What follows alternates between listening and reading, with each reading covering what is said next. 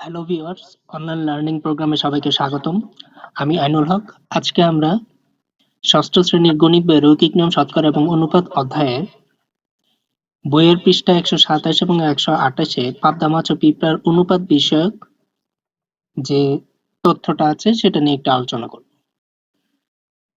তো এখানে মূলত একটি পাবদা মাছ ও একটি পিঁপড়ার দৈর্ঘ্যের যে অনুপাত সেটা নিয়ে আলোচনা করা হয়েছে এবং এই অনুপাত থেকে বা পিঁপড়া ও পাবদা মাছের যে দৈর্ঘ্য দেওয়া আছে সেখান থেকে পাবদা মাছ ও পিঁপড়ার দৈর্ঘ্যের অনুপাত কিভাবে বের করব সেই বিষয়টা আমরা একটু দেখব। আমাদের বইয়ে দেওয়া ছিল যে একটি পাবদা মাছের দৈর্ঘ্য হচ্ছে 8 সেন্টিমিটার, একটি পিঁপড়ার দৈর্ঘ্য হচ্ছে 1 সেন্টিমিটার।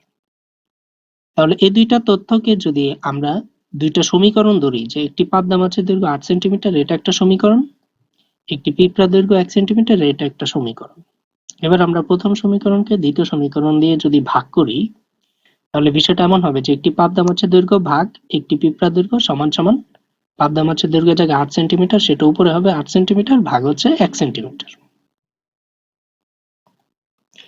এবার আমরা এইটাকে যদি একটা সমীকরণ ধরি এবং এই দুইটাকে যদি আর গুণন করি, যেমন একটি পিঁপড়ার দৈর্ঘ্যের সাথে 8 সেন্টিমিটার আর গুণন হবে, একটি পাবদা মাছের দৈর্ঘ্যের সাথে 1 সেন্টিমিটার আর গুণন হবে, তাহলে আমরা লিখতে পারি একটি পাবদা মাছের দৈর্ঘ্য সমান সমান 8টি পিঁপড়ার দৈর্ঘ্য, যেটা আমাদের বইয়ের 128 পৃষ্ঠার একটি চিত্রে দেওয়া আছে। একটা স্কেল দেওয়া আছে, স্কেলের 0 থেকে 8 সেন্টিমিটার পর্যন্ত যদি স্কেলটা সেন্টিমিটার দাগ যদি আমি খেয়াল করি, তাহলে পাবদা মাছের দৈর্ঘ্য 8 সেন্টিমিটার এবং এখানে 8টা পিঁপড়া পরপর বসানো হয়েছে এবং প্রত্যেকটা পিঁপড়া দৈর্ঘ্য হচ্ছে 1 সেন্টিমিটার করে। তাহলে এখানে আমরা চিত্র থেকে বুঝতে পারি অথবা আমাদের যে তথ্য দেওয়া আছে সেটাকে সমীকরণ তৈরি করে আমরা আর গুণন করে এই তথ্যটা আমরা পেয়ে যাই যে একটি পাবদা মাছের দৈর্ঘ্য সমান সমান 8টি পিঁপড়া দৈর্ঘ্য। এই তথ্য থেকে আমরা এটা লিখতে পারি, তাহলে একটি পাবদা মাছ সমান সমান 8টি পিঁপড়া, অথবা লিখতে পারি একটি পিঁপড়া সমান সমান 8 ভাগের একটি পাবদা মাছ। 8 ভাগের একটি পাবদা মাছ লিখতে পারি একটি পিঁপড়ার বদলে। তাহলে আমরা যদি এখন অনুপাত তৈরি করি একটি পাবদা মাছ এবং একটি পিঁপড়ার মধ্যে, তাহলে অনুপাতটা হবে 8:1। পাবদা মাছ আগে থাকবে, পিঁপড়া পরে থাকবে, অর্থাৎ পূর্ব রাশি পাবদা মাছ, উত্তর রাশি পিঁপড়া। তাহলে এই অনুপাতের মান হবে পূর্ব রাশি 8, উত্তর রাশি 1। অর্থাৎ এর মানে হলো একটি পাবদা মাছ ও একটি পিঁপড়াকে যদি আমি তুলনা করি, তাহলে আমাদের অনুপাত আসবে 8:1। যেহেতু পাবদা মাছের পরিমাণ বেশি, পিঁপড়ার পরিমাণ কম দৈর্ঘ্যে, তো সেই ক্ষেত্রে বড় অনুপাতটা, বড় মানটা পাবদা মাছের সাথে আসবে আর পিঁপড়ার সাথে ছোট মানটা থাকবে। এই ক্ষেত্রে এই মানটা আমরা ঐকিক নিয়মে বের করতে পারি। যেমন আমরা যদি লিখি 8টি পিঁপড়া দৈর্ঘ্য সমান সমান একটি পাবদা মাছ, তাহলে একটি পিঁপড়ার দৈর্ঘ্য হবে 8 ভাগের একটি পাবদা মাছ। এভাবে আমরা সম্পর্কটা স্থাপন করতে পারি।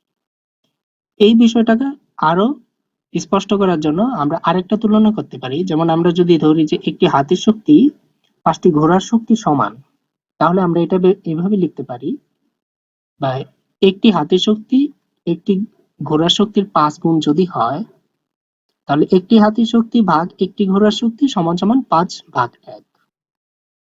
যেহেতু হাতির শক্তি বেশি, তথ্য অনুযায়ী সেক্ষেত্রে 5 থাকবে হাতির শক্তি বরাবর, ঘোড়ার শক্তি বরাবর থাকবে 1।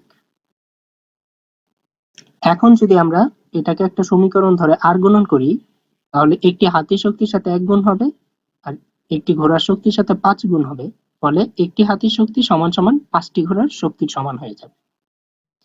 এখন এই সম্পর্কটা থেকে আমি এভাবে লিখতে পারি যে একটি হাতি সমান সমান 5টি ঘোড়া, অথবা আমি এভাবে লিখি যদি 5টি ঘোড়া সমান একটি হাতি হয়, তাহলে একটি ঘোড়া সমান সমান 5 ভাগের একটি হাতি হবে।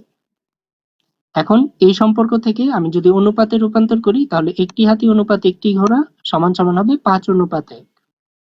যদিও ঘোড়ার শক্তির 5 গুণ ছিল একটি হাতির, কিন্তু অনুপাত যখন তৈরি করব তখন যেটার শক্তি বেশি বা যেটার মান বেশি সেটার মধ্যে বড় সংখ্যাটা চলে আসবে। তাহলে একটি হাতি অনুপাতে একটি ঘোড়া সমান সমান 5:1, অর্থাৎ ঘোড়ার 5 গুণ হাতির মধ্যে চলে আসবে, হাতির 1 গুণ ঘোড়ার মধ্যে চলে যাবে যদি আমি অনুপাত তৈরি করি। যেমন এর আগে পাবদা মাছের মানটা পিঁপড়ার মধ্যে চলে আসছে, পিঁপড়ার মান পাবদা মাছের মধ্যে চলে আসছে। তাহলে এভাবে আমরা দুইটা বস্তুর তুলনা থেকে তাদেরকে অনুপাতের মাধ্যমে প্রকাশ করতে পারি। আজকের সেশনে এইটুকুই। ধন্যবাদ সবাইকে আজকের সেশনে অংশগ্রহণ করার জন্য।